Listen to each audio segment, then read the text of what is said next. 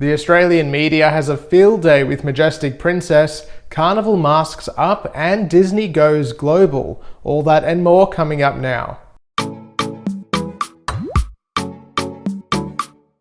I'm Adrian, the Cruise and Travel Guy. As always, thank you for subscribing to my channel, and if you haven't done so yet, please hit that subscribe button. In news confirmed late yesterday, Carnival Australia released a statement indicating that guests will once again be required to wear masks on board their ships. Their updated health policy reads, "Out of an abundance of caution, for the time being, masks are required in public indoor spaces unless eating or drinking or in your stateroom.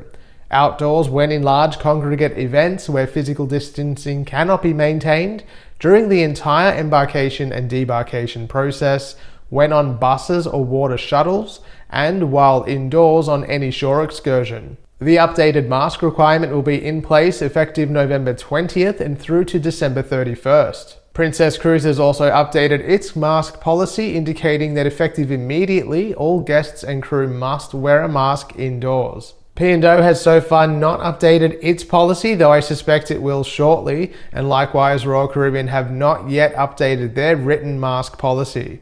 Various Australian media outlets were at it again this week as the Majestic Princess berthed in Sydney with 800 passengers suffering from either asymptomatic or mild cases of COVID.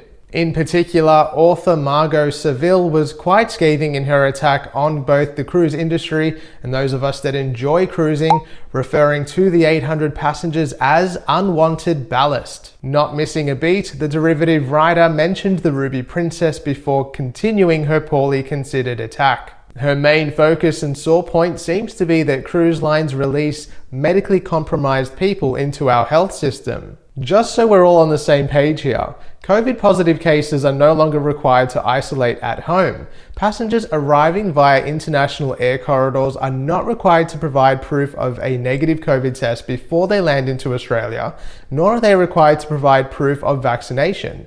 And mask requirements have all but basically been eliminated from day-to-day living activities. But of course, tell us more about how the cruise industry is the problem. It's unfortunate that her passionate rant was completely devoid of any logic or basic research. Though I suppose in her defense, there's simply no way of knowing how many thousands of cases are arriving into Australian airports every day. Had she bothered to investigate her opinion piece further than a 3-digit headline, she might have realized and understood that the local cruise industry especially is one of the most highly regulated travel industries in the world. Much to the ongoing frustration of cruise travelers, government regulations still mean that cruise lines require a negative COVID test before anyone boards, as well as proof of vaccination. Her bitter tirade is an example of a wider problem with the so-called media elite, being that they mostly cannot see past their own upturned noses, and to all of them we say, we cordially invite you to remain firmly on land.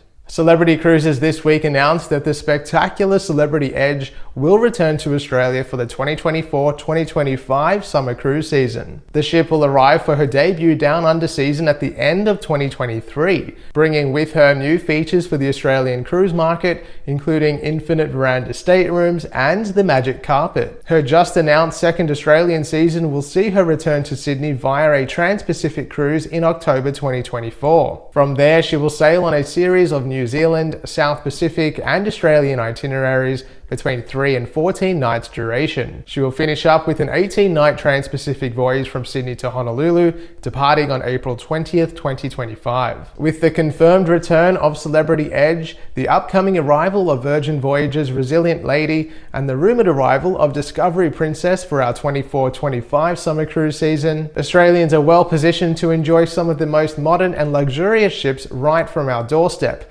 which is not something we've always been able to say. As was widely reported a few weeks ago, Disney was rumoured to have been in discussions to purchase the unfinished Global Dream cruise ship. Well, the rumours were true. Disney has purchased the 208,000 gross registered ton, 342 meter long vessel. Though it's around 75% complete, it's understood that Disney will be making some substantial changes to the ship. With an expected passenger count of 6,000 guests, the ship will become the largest in the Disney fleet and among the largest in the world. She's scheduled to launch for the line in 2025 and will sail outside of the United States. Well, that's it for this week's cruise news update. Wherever you are, thank you very much for watching. If you haven't subscribed to the channel yet, please do. And if you are interested in booking a cruise, you can head to my website, thecruiseandtravelguy.com.au, and you can give me a follow on Facebook and Instagram at The Cruise and Travel Guy. Thanks for watching, and I'll see you soon. 800 cases of either mild or asymptomatic cases.